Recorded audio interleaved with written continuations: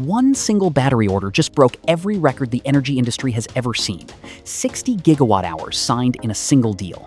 To put that number into perspective, it's enough stored energy to charge every smartphone on planet Earth, all at the exact same moment. Not most of them, all of them. And this wasn't some startup chasing hype. It was the largest battery manufacturer on the planet, placing a bet on a chemistry that most experts had written off as unrealistic just 2 years earlier. So what exactly are they building? And why would the biggest player in the industry stake this much on it? Here's the part that sounds almost like a joke. The material sitting at the core of this battery isn't some rare earth metal mined from a war zone. It's cheap, it's boring, and it's sitting in your kitchen cabinet right now. Sodium.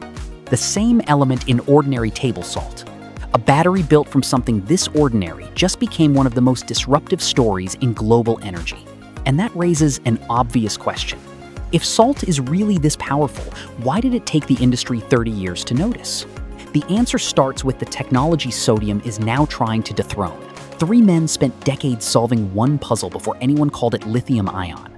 Stanley Whittingham proved the core chemistry could work back in the 1970s, funded by Exxon during the height of the oil crisis. John Goodenough spent the next decade reworking the cathode until the voltage nearly doubled. Akira Yoshino spent the 1980s making the whole cell stable enough that it wouldn't destroy itself after a handful of charges. The Nobel Committee finally caught up with what they'd built in 2019, 34 years after Yoshino's own breakthrough. Sony built the first commercial cell around that science in 1991, tucked inside a camcorder battery pack. Within a decade, the same chemistry had spread into laptops, then phones, then almost anything with a plug. Physically, lithium had an advantage that felt almost unfair to compete against. Its ions rank among the smallest and lightest of any element used in a battery, so engineers can pack an enormous number of them into barely any space at all. Pair that density with lithium's strong pull to send electricity through a circuit, and you get the entire reason a smartphone fits in your pocket instead of your backpack. The growth curve that followed is hard to overstate. Global production has climbed roughly 27 million-fold since that first camcorder cell. Prices, meanwhile, have fallen 99% across 3 decades. Few technologies in industrial history have scaled that fast, or that far. Every one of those production doublings paid for something more valuable than a cheaper cell: confidence. Airlines certify it to fly by the ton. Automakers build 2,000-kilogram vehicles around it without a second thought.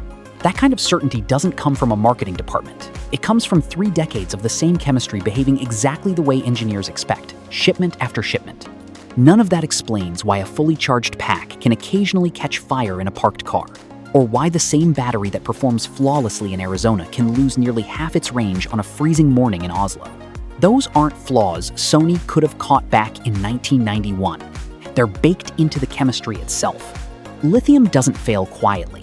When it fails, it shows up on fire department reports, on winter range charts that crater overnight, and on repair bills that run 5 figures deep.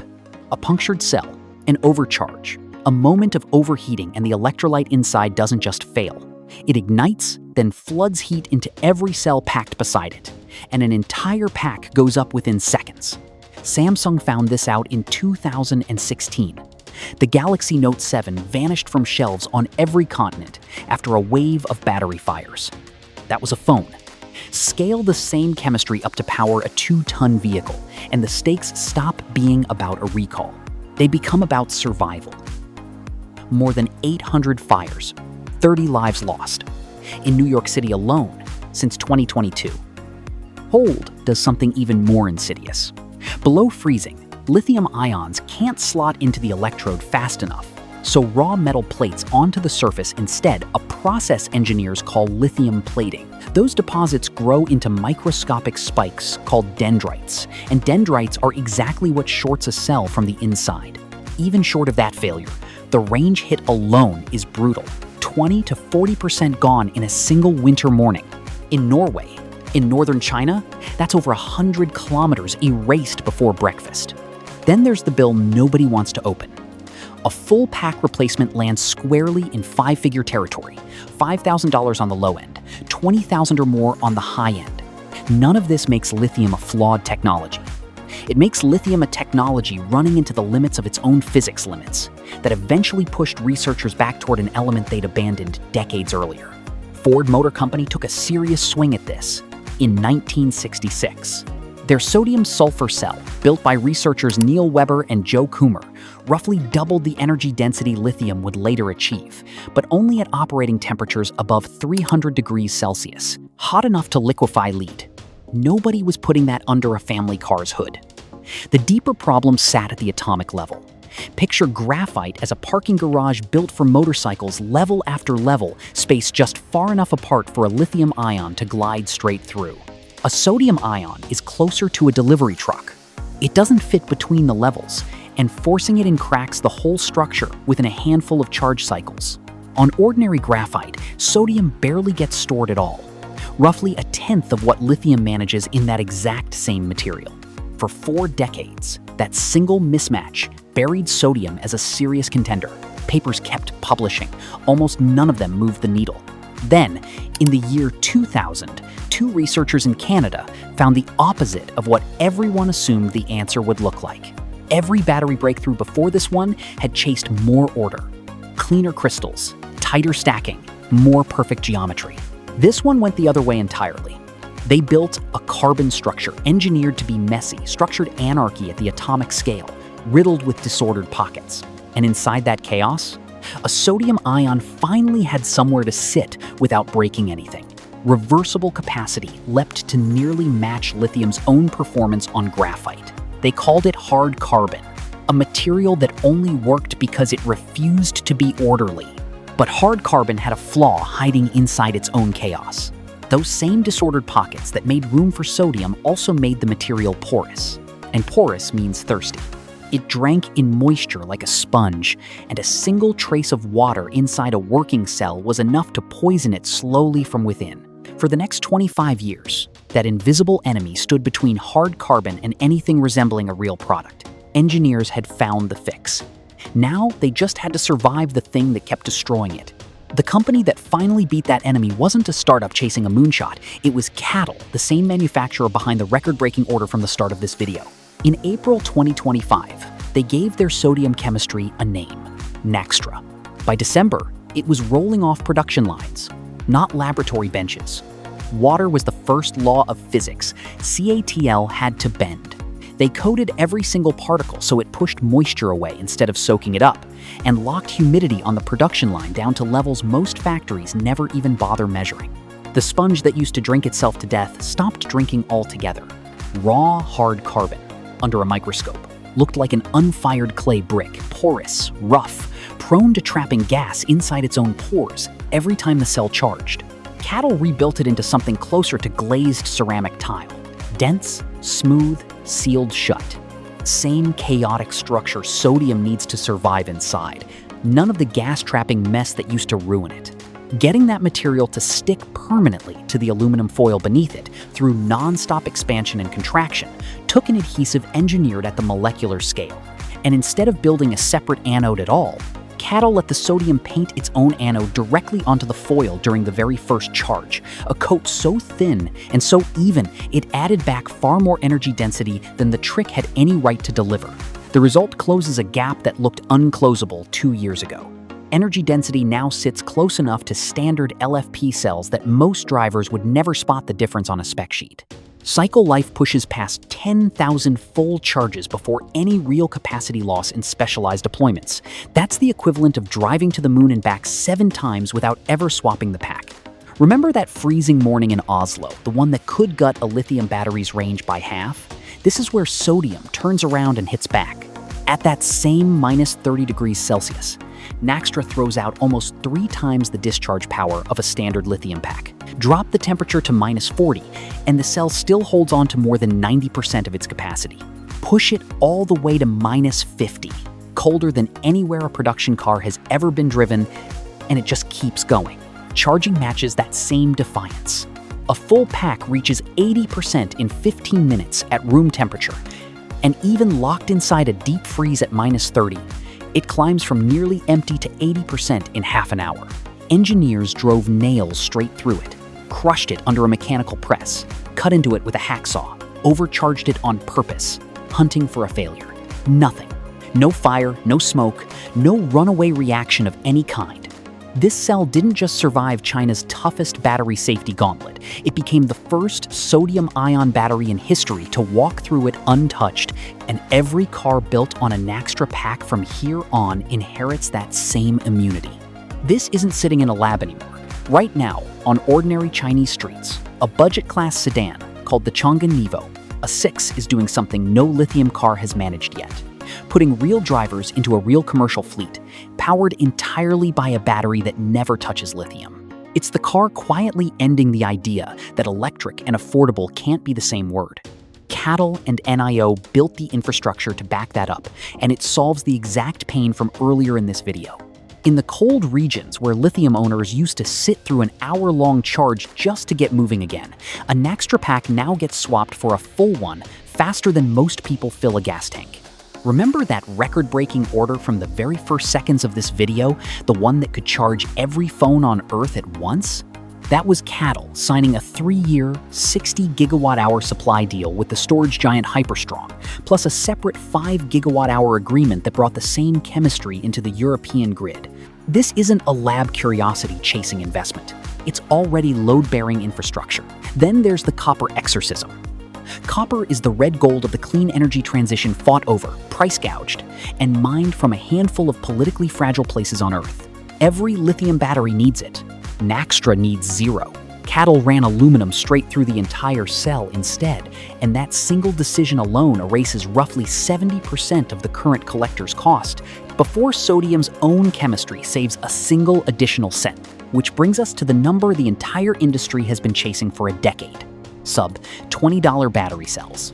CATL's own mass production target lands at $19 per kilowatt hour against $55 or more for standard lithium iron phosphate.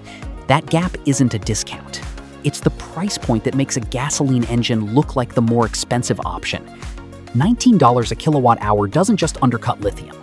It's close enough to make the internal combustion engine's last remaining advantage, sticker price, disappear. Sodium can't do everything. Its ions are heavier and physically larger than lithium's, and that one fact puts a hard ceiling on how much energy the chemistry can ever pack into a given weight. For a family sedan doing errands around town, that ceiling barely matters. For an aircraft or a phone that has to survive a whole day in someone's pocket, it matters enormously. CATL's answer wasn't to pick a winner. It was to stop treating sodium and lithium as rivals and start treating them as two specialists sharing one job. Their dual power pack splits a single battery into two zones, one built from Naxtra cells, one from standard lithium chemistry, both wired into the same software brain. Start the car on a frozen morning, or plug in for a fast top-up, and the sodium zone takes the load, doing exactly what it does best. Push the car onto a highway for a 6-hour drive, where every extra kilometer of range counts, and the system quietly shifts the weight onto lithium instead. Neither chemistry is ever asked to do the job it's bad at. That single design decision is already rolling out across passenger cars, heavy trucks, charging stations, and grid-scale storage. Sodium didn't have to replace lithium to win. It just had to earn a permanent seat next to it. Here's the part CATL's marketing team won't put on a billboard. Naxtra has only existed at commercial scale since the end of 2025. Nobody has tracked this chemistry through 15 years of real driveways, real winters, and real degradation, the way engineers have tracked lithium since the 1990s. The safety tests are real. The decade of quiet, boring proof that lithium eventually earned? That clock only just started. Not every Chinese battery giant is placing the same bet, either. CATL is building a chemistry meant to go anywhere. Cars, trucks, grids. BYD walked straight past passenger vehicles and poured its resources into a completely different sodium chemistry, built purely for stationary grid storage. Their material, a polyanion structure called NFPP, had a problem that should have killed it outright. It conducted electricity almost like rubber, not like metal. BYD's fix was brutal precision, shrinking every particle down below 100 nanometers and wrapping each one in a shell of carbon, multiplying conductivity several times over.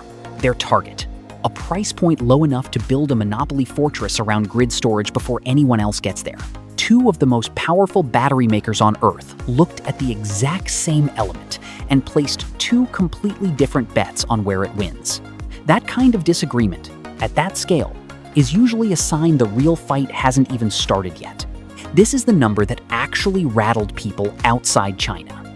A production cost near $19 per kilowatt hour doesn't just beat lithium on a spec sheet. It rewrites what a competitive EV supply chain is even allowed to cost on a timeline most Western manufacturers weren't planning for. America does have a sodium battery company of its own. Natron Energy builds a Prussian blue chemistry prized for extreme safety, already running inside data centers and grid installations that need power without the fire risk. But Natron isn't chasing passenger cars. It's staying in a lane where lithium's weaknesses matter least. France's Tiamat took a different narrow lane, ultra-fast charging for handheld power tools, not vehicles. Both companies are building real useful technology. Neither one is trying to put a $20,000 sodium sedan into a driveway in Ohio or Lyon. China is the only place on Earth right now building sodium batteries for the one market that reshapes an entire industry. Everyday cars, at everyday prices, sold to everyday people. Whoever wins that race doesn't just sell batteries. They get to decide what the next decade of the global auto supply chain looks like, and right now, only one country is playing that game at scale. A battery built from something you'd shake onto dinner just forced the world's biggest lithium producers to rethink their next decade. It survived cold that stops lithium in its tracks. It undercut lithium on price using a metal most factories treat as scrap. And it did all of that in under 5 years. Starting from a chemistry the industry had already given up on twice. Lithium isn't finished. Cars still need range, and range still needs light, energy-dense cells that only lithium can deliver at scale. But for the first time in 30 years, lithium has company at the table, sitting in the exact seat everyone assumed only lithium could ever fill. So here's the question worth sitting with. When the cheaper battery and the safer battery turn out to be the same battery, how much longer does the more expensive one get to stay the default?